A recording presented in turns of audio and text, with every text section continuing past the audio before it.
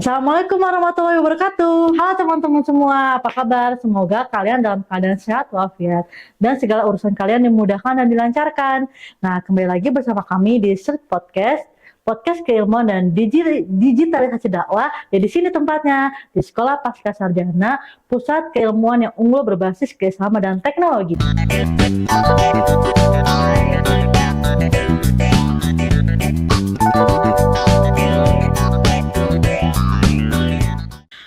Kali ini kita akan membahas seputar komunikasi dalam Islam nih teman-teman. Nah, buatan kalian yang kepo apa aja sih komunikasi dalam Islam? Kan kita kan biasanya sehari-hari menggunakan komunikasi nih, kayak misalkan mandang, ngobrol ke kalian pakai komunikasi. Nah, komunikasi dalam Islam tuh ada nggak sih gitu? Nah, yuk kita bahas langsung bersama narasumber kita hari ini yaitu Dr. Hasan Basir Tanjung MA yang biasa kita di sini disebut sebagai Pak Tanjung. Assalamualaikum Pak Tanjung. Waalaikumsalam, Anda. Bagaimana kabarnya? Alhamdulillah, baik selalu. Alhamdulillah. Bapak nih ada yang mau nanya nih. Ya, Untuk terkait komunikasi Islam nih, apa sih pentingnya komunikasi dalam Islam dalam sehari-hari nih buat teman-teman? ya. Bismillahirrahmanirrahim. Pertama sekali, seluruh para nabi itu pandai bicara. Gitu ya. Sedemikian komunikasi sebagai dasar dalam Islam. Jadi semua nabi itu pandai bicara, public speaking-nya bagus. Karena mereka itu harus menyampaikan kepada masyarakat, kepada umat. Makanya dalam Quran itu disebutkan wa ma arsalna min rasulin illa bilisani qaumihi. Tidaklah diutus para nabi itu kecuali dengan lisan kaumnya. Liyubayyina lahum, supaya mereka itu bisa mengerti, bisa diperjelas. Nah, sehingga apapun kita bicara dalam keseharian itu mestinya memang didasarkan kepada komunikasi dalam Islam. Dalam Islam komunikasi itu disebut dengan dakwah. Sehingga tidak mungkin dalam bahasa dakwah itu bahasa yang buruk, pasti bahasa yang baik. Supaya orang mengerti dan berguna. Gitu, Manda. Oh, jadi buat teman-teman yang ternyata bahkan dari zaman Nabi pun itu udah ada gitu komunikasi dalam Islam nih. Jadi buat kalian yang masih bingung, tadi sudah dijawab ya oleh Pak Tanjung. Nah, selanjutnya nih Pak, ada yang nanya lagi. Apa yang menjadi prinsip-prinsip komunikasi dalam ajaran Islam sih Pak? Ya, ini ada 6 hal yang paling utama gitu ya. Yang paling utama, meskipun tidak bisa kita jelaskan secara rinci gitu ya. Iya, betul. Ada 6 prinsip komunikasi dalam Islam. Dan dari sini nanti turun menjadi etika atau adab komunikasi. Yaitu apa yang disebut dengan qaulan ma'rufan. Yaitu bahasa komunikasi yang baik. Nah, jadi kalau kita misalkan diminta bantu oleh orang lain dan kita tidak bisa membantunya, tapi bisa bersedekah kita kepada mereka. Maka Quran menyebutkan qaulan ma'rufun khairum min shadaqatin yatba'u hadza. Jadi bahasa yang baik itu jauh lebih baik, gitu ya. Jadi kita tidak bisa bantu, tapi paling tidak berbahasalah. Gunakanlah kata-kata yang baik. Mohon maaf, hari ini saya belum bisa membantu. Saya doakan ya, mudah-mudahan besok ada rezeki atau kamu mendapatkan rezeki yang lain. Gitu. Daripada kita sudah tidak membantunya, tapi kata-katanya menyakitkan gitu ya. Kalau kita bantu saja dan menyakiti dia, itu sudah tak benar, gitu ya. Apalagi kita tidak bantu, nyakiti hati pula, gitu ya. Jadi dia dapat 2 kali pukulan, gitu ya. Gitu. Jadi ini penting. Qaulan ma'rufan itu penting. Ada lagi sebut dengan qaulan layyinan. Qaulan layyinan itu bahasa yang lembut. Nah, jadi ketika Nabi Musa dan Harun disuruh menghadap Fir'aun, berdakwah kepada Fir'aun, Fir'aun kan manusia yang paling durjana, mengaku sebagai Tuhan. Betul. Tapi Allah justru menyuruh dia berkata yang lembut. Nah, gitu kan. Jadi yang dihadapi manusia yang anggap Tuhan dirinya, tapi dengan bahasa yang lembut. Faqula lahu qaulan layyinan. Kalian bicara dengan bahasa yang lembut. Ternyata di kemudian hari kita tahu, kalau menghadapi orang yang keras dan kasar, itu tidak bisa langsung dengan kasar. Karena kalau batu bertemu batu, berapi. Gitu kan. Jadi kalau yang keras, dihadapi dengan yang lembut. Ibarat kata, tetesan air, itu bisa membuat batu yang keras berlubang. Nah, inilah beberapa prinsip. Sebenarnya banyak ya. Ada 6 tadi, ada qaulan ma'rufan, ada qaulan layyinan, ada qaulan balighun. Qaulan balighun itu menusuk kalbu. Jadi bicaralah dengan seseorang menusuk kalbu. Artinya apa? Pilihan bahasanya itu dari hati ke hati. Mana kan sering pernah mendengar bicara dari hati ke hati. Gitu. Dan biasanya kalau orang bicara dari hati ke hati itu kan menembus hati. Kalau Pak Kiai Didin selalu mengutip pendapatnya Imam Al-Ghazali itu bilang apa? Ma yakhruju minal qalbi yadkhulu ilal qalbi. Apa yang keluar dari hati akan menembus hati. Iya, betul. Nah, gitu kan. Jadi Benar. kalau bicara yang tulus itu ya dari hati ke hati. Kalau dari akal ke akal berantem, berdebat. Benar, Nah, benar, gitu kan. benar, Jadi benar. artinya apa? Al-Quran memberikan pondasi prinsip ini. Qaulan layyinan, qaulan balighun, ada lagi qaulan karimah. Yaitu bahasa yang memuliakan. Ini berkaitan dengan ketika kita berhadapan dengan orang tua. Kepada orang tua, andaikan pun ucapan orang tua kepada kita menyakitkan atau kita tidak senang, berkatalah qaulan karimah. Falyaqul qaulan karimah. Berkatalah dengan kata-kata yang memuliakan. Nah, ini semuanya menjadi pondasi bagi kita dalam berkomunikasi di tengah masyarakat atau sesama teman gitu ya. Gitu. Itu beberapa prinsip yang sangat penting kita ketahui. Iya, jadi gitu ya. buat teman-teman kalau misalkan ada yang temennya yang bahasa ke kitanya kasar atau apa, kita jangan balas kasar juga, justru kita harus berkomunikasinya dengan baik gitu, secara halus, dari hati ke hati. Jadi kalau ada masalah berantem atau apapun itu problem di rumah atau dimanapun teman-teman berada, ya kita harus bisa berkomunikasinya tetap harus secara halus gitu. Dan yang baik jangan kita ikut ngegas juga, dia juga ngegas, kita ngegas, yang ada malah jadi beradu terus gitu kan. Itu pasti, Manda. Jadi kalau kawan kita nadanya tinggi, dia bentak kita, kita balas dengan bentak, itu pasti makin tinggi. Betul. Jadi tinggi-tinggian, yang menang siapa? Yang paling keras suaranya gitu kan. Benar. Tapi ujungnya pasti tidak baik. Iya, pasti ujungnya juga jadi baik dan tidak malah menyelesaikan masalah, malah jadi memperumit lagi masalah. Dan menambah masalah. Betul, menambah masalah. Benar.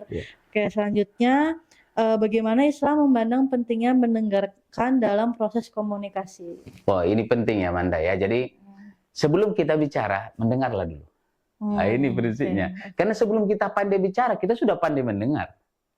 Jadi dalam sewaktu manusia masih dalam keadaan janin, dia sudah dibisikkan oleh orang tuanya. Makanya kalau saya dulu punya anak itu, istri lagi hamil, diajak bicara, itu sudah nendang-nendang dia.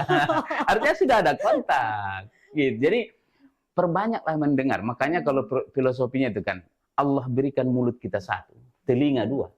Supaya lebih banyak mendengar daripada bicara. Kenyataannya kita lebih banyak bicara daripada mendengar. Padahal sebenarnya kalau kita mendengar, kita akan bertambah ilmu. Tapi kalau kita hanya bicara, kita hanya bisa mengetahui yang kita bicarakan. Makanya Islam jadi mustami. Jadi kalau dalam public speaking itu, kalau kau ingin menjadi pembicara yang hebat, maka jadilah pendengar yang hebat. Menyimak, mendengar. Oh iya pula. Dan kalau sudah orang tak mau mendengar, dia hanya mau bicara, dia bukan pembicara yang baik. Artinya dia tidak menambah kemampuannya kan, nggak menambah ilmunya, karena ngomong aja. Nah, makanya Pak Kiai Didin pernah negur saya, kau jangan hanya ceramah terus, sekali-kali jadi jamaah. Nah, kapan kau dengar orang lagi khutbah kalau tiap Jumat kau khutbah katanya? Iya Pak Kiai, tapi kan kalau sudah tercatat gitu. Tapi intinya adalah kita harus meluangkan waktu sebagai pendengar, mustami. Jadi menjadi pendengar yang baik akan menjadi pembicara yang baik. Itu intinya. Jadi itu tadi, telinga dua, mulut satu. Supaya apa? Kalau kau bicara satu, dengarkan dua. Supaya bertambah ilmunya gitu. Itu pentingnya ya. Berarti buat teman-teman tadi tuh kalau misalkan masih ada yang bingung, tadi udah dijelasin sama Pak Hasan kan, jadi sebaiknya kita harus menjadi pendengar yang lebih banyak dibanding berbicara gitu. Karena kalau saya ada filosofi juga ya Pak, lebih baik mendengar dibanding banyak bicara, pakai bicara omong kosong gitu loh Pak. Karena ada orang yang kayak gitu kan, ngomongnya juga omongan, isinya juga nggak ada isinya gitu loh. Jadi lebih baik kita menjadi pendengar yang baik gitu. Ya, karena itulah Rasulullah juga pernah mengingatkan ini, gitu ya. Kalau kau beriman, kalau kalian beriman kepada Allah dan hari akhir, falyakul khairan aw liyasmut. Jadi kalau kalian beriman kepada Allah dan akhir, berkata yang baik. Artinya yang baik saja. Baik itu artinya apa? Benar, bermutu dan manfaat. Benar, bermutu dan manfaat. Itu baru baik namanya. Kalau tidak benar, tidak bermutu, tidak manfaat, diam. Karena diam itu jauh lebih baik daripada ngomong yang gak karu-karuan tadi kan? Iya, benar. Bukan menambah menyelesaikan masalah, malah menimbulkan masalah. Belum lagi nanti dampaknya semakin besar. Jadi ada saatnya kita bicara, ada saatnya kita harus diam. Oh, tuh teman-teman, ada kalanya kita bicara, ada kalanya kita diam gitu.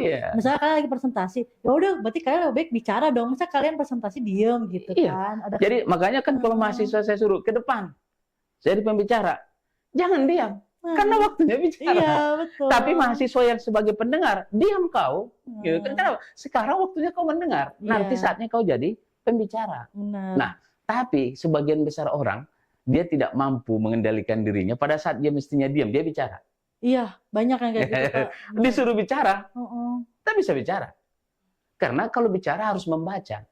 Hmm. Kalau nggak membaca kan nggak ada ilmunya. Iya, betul. Nah, Ada jadi ilmunya. kalau dalam komunikasi Islam itu paling tidak kan dua yang besar, bicara dan menulis. Bicara dan menulis. Ya kan kalau bicara kan verbal, ya Ya. non verbalnya kan kita harus menulis. Dan dua-duanya adalah komunikasi.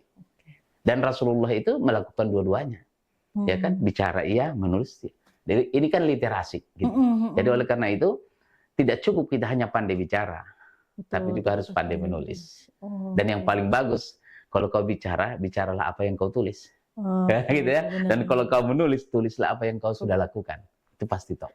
Benar, apalagi kita menulis apa yang udah kita pernah rasain gitu, udah pernah kita laluin gitu, pasti kita tulisannya lebih mendalam lagi gitu. Oh iya, karena kan apa yang kita alami. Iya. Jadi betul. sumber inspirasi kita menulis itu, saya kan penulis juga, penulis di Hikmah Republika, penulis buku. Kalau saya menulis pengalaman, itu jauh lebih enak menulisnya, karena ngalamin. Iya, betul. Benar. Daripada yang saya bayangkan. Benar, kita benar. bisa menulis dari apa yang kita bayangkan gitu ya. Iya, betul. Tapi jauh lebih meresap, itu terasa dari apa yang kita alami. Iya, benar. Misalkan sekarang orang baru pulang naik haji. Setelah pulang naik haji dia tulis bagaimana pengalaman di Tanah Suci. Pasti lebih keren. Betul. Daripada yang belum naik haji ngebayangin dia nulis gitu kan. Gitu ya. Jadi intinya adalah pandai bicara, pandai menulis. Gitu. Jadi oke teman-teman. Jadi buat kalian ini yang masih penasaran, yang masih bingung, kalian juga bisa lanjut di S2 di Magister Komunikasi Penyiaran Islam di Sekolah Pascasarjana UIK Bogor. Jadi buat kalian yang S1-nya di bidang komunikasi atau di bidang apapun juga boleh kok ngambil di Prodi Magister Komunikasi Penyiaran Islam gitu. Oh iya Pak, kebetulan kita kan tadi ngomong terus nih Pak. Ini dipersilakan boleh minum kok Pak. Oh, kebetulan minum apa kebetulan ini? Minumnya ini punya Universitas Ibnu Khaldun Bogor ya teman-teman. Mereknya ini Suti. Oke, Suti ya. Jadi ini kalau kita bilang air berkah. Oh, karena ada Pak Kiai biasanya di sini. Iya. Nah, ini betul. katanya tiupan dari Pak Kiai dan santri Iya, dari benar. BKS PPI ini ya. Iya, Oh, betul. kita di sekolah pun di Dinamika Umat kita sudah minum ini. Sudah ada taruh di sana. Oh, udah standby. Berkah. Masya Allah. Kalau ada Pak Kiai-nya berkah. Bismillahirrahmanirrahim. Masya Allah. Langsung ilmu pakai nyerap. Amin. Amin. Oke, Pak. Kita lanjut ya, Pak. Oke. Yap. Oke. Apa peran komunikasi dalam mempererat hubungan antar individu, keluarga, dan masyarakat dalam konteks Islam? Iya. Ini sangat penting.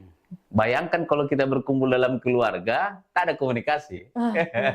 Dan hampir semua masalah muncul karena kurang komunikasi. Betul, benar. Dan hampir semua masalah bisa diselesaikan juga dengan komunikasi. Komunikasi. Makanya komunikasi diperlukan dalam segala hal. Tidak ada satu pekerjaan kehidupan pun yang tidak perlu komunikasi. Baik mempererat, bahkan juga komunikasi bisa juga merenggangkan.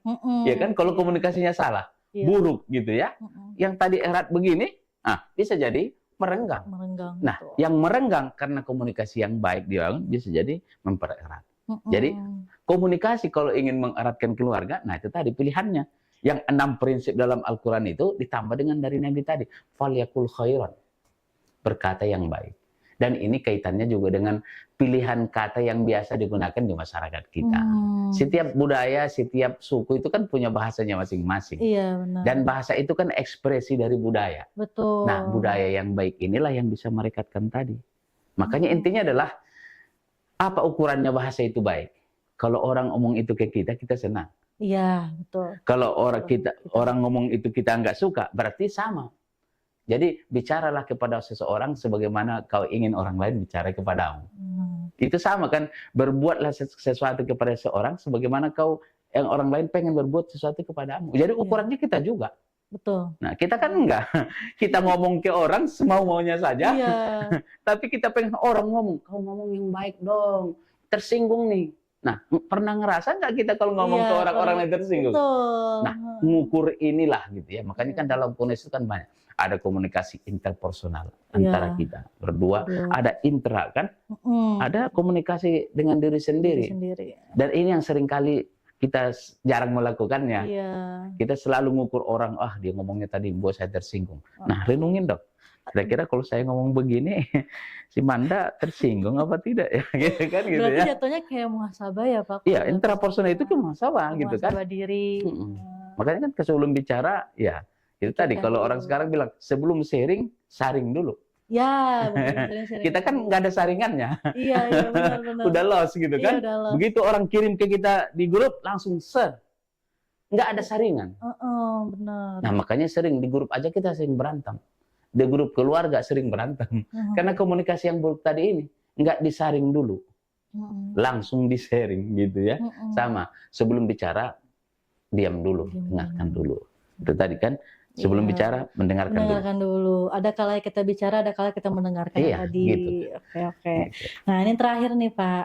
Bagaimana Islam memandang penggunaan teknologi dalam berkomunikasi? Iya, zaman berubah sudah. Iya, benar. Sejak zaman, sebenarnya tidak ada zaman modern, zaman klasik. Sesuai dengan zamannya saja. Iya. 1000 tahun lalu, 1500 tahun lalu itu modern juga pada masa itu kan.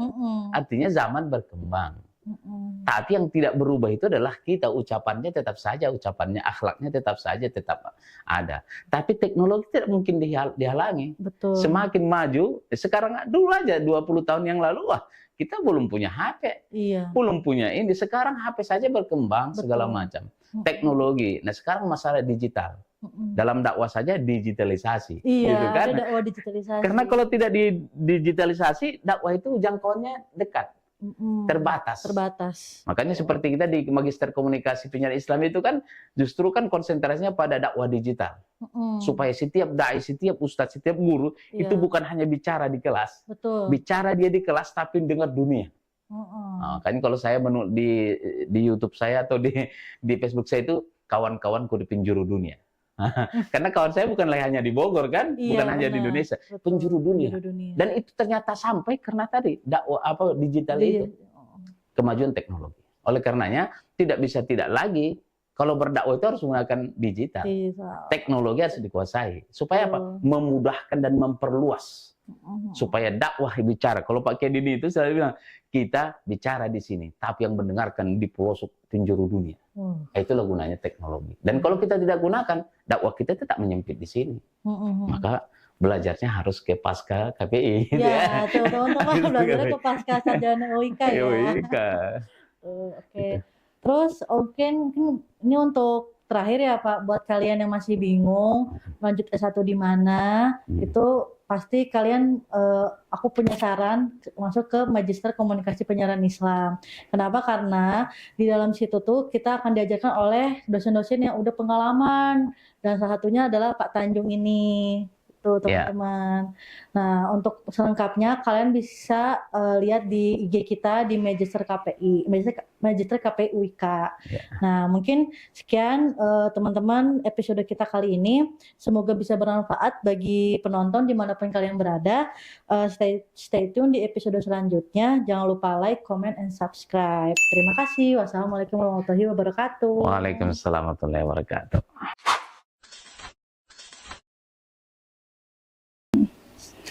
Kak Tori, kok aku lihat kamu kelihatan bingung banget sih, kenapa?